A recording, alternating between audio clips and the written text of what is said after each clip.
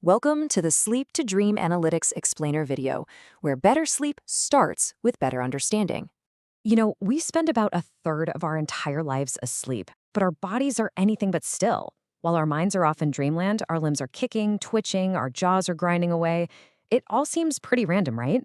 But what if I told you there's a hidden, surprisingly complex rulebook that governs every single one of those movements?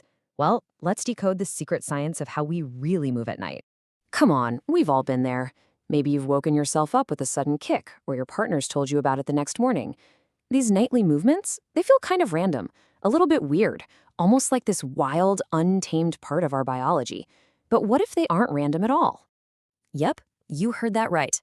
Every single kick, every twitch, every grind, it's all being meticulously watched, measured, and categorized by sleep scientists. And this isn't just some casual observation. Oh no, it's a whole world of complex, sometimes even competing rulebooks designed to turn your nocturnal gymnastics into cold, hard data. So, how in the world do scientists spy on us while we're sleeping? Well, they've got this really specialized toolkit, basically perfect for this kind of nighttime detective work, and it's designed to capture every little detail. Okay, so the core tool in this whole kit is electromyography, or EMG for short. The best way to think of it is like a super sensitive eavesdropping device for your muscles. These little surface electrodes can pick up the faintest electrical whispers your muscles make when they move, giving scientists the raw, unfiltered data of every single twitch. It's no wonder they call it the gold standard.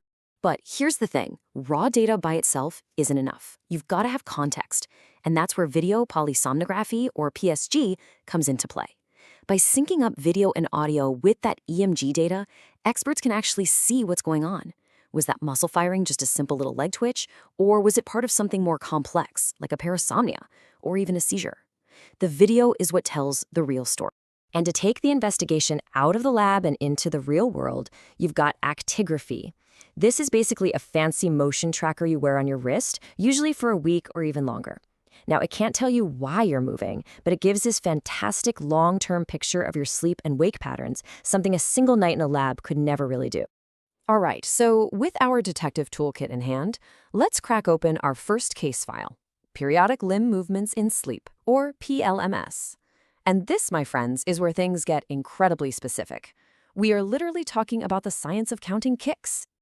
So this is where you see just how strict the rules are. I mean, not every kick actually counts.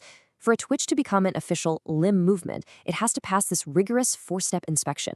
First, that electrical spark from the muscle has to be strong enough and last for a very specific amount of time.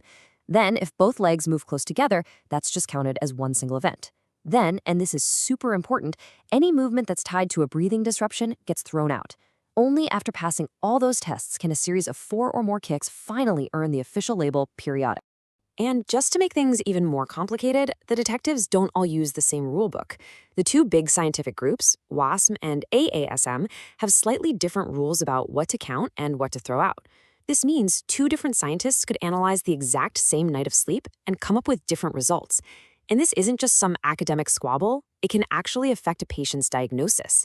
It's a perfect example of just how precise and how debated the science really is. Our next case file is about something that fascinates pretty much everyone, acting out your dreams. The scientific term for it is REM sleep without atonia, which is just a fancy way of saying that the muscle paralysis that's supposed to happen when you're dreaming, well, it doesn't. But measuring this is a huge challenge. Unlike counting leg kicks, there isn't one single universally agreed upon standard. Some labs just focus on the chin muscle, but we now know that this can miss up to 45% of all the muscle activity. So other groups have come up with more complete methods, using sensors on the chin, an arm, and a leg to get a much, much fuller picture of what the body's actually up to. This brings us to this fundamental dilemma for doctors. Where do you draw the line between what's normal and what's not? If you set the cutoff for a disorder too low, sure, you'll catch everyone who has it, but you'll also end up misdiagnosing a bunch of healthy people. But if you set it too high, you'll be really sure about your diagnosis, but you might miss some real cases. It's this constant, tricky balancing act between sensitivity and specificity. Okay, on to our final case, sleep bruxism, which you probably know as teeth grinding.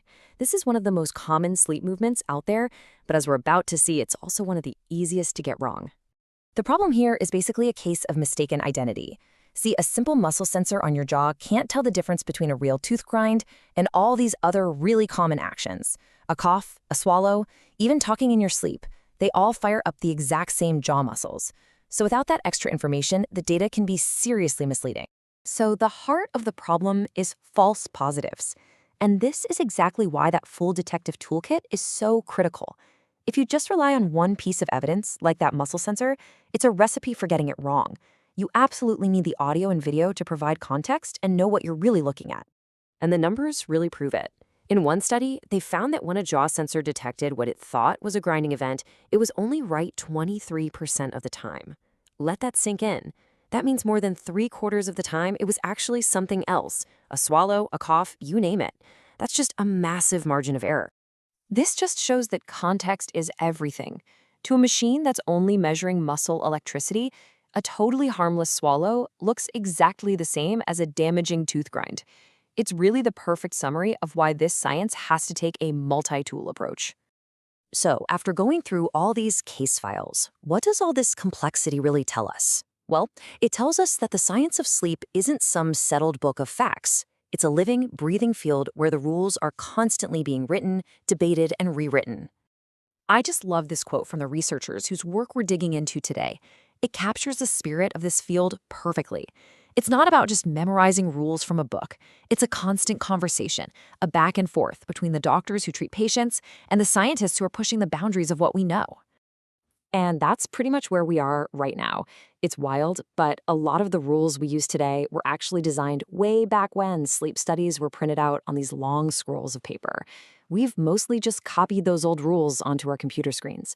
The next big jump forward is going to be developing new, smarter methods that are built for the digital age, ones that can analyze all this rich data in ways we're only just starting to imagine. Which leaves us with a final and pretty fascinating question.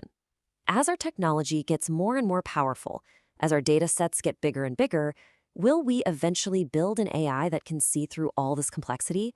An AI that can perfectly tell the difference between a swallow and a grind, or a twitch and a dream? In other words, will AI become the ultimate sleep detective? Thank you for watching the Sleep to Dream Analytics explainer video. We hope you sleep well and dream easy.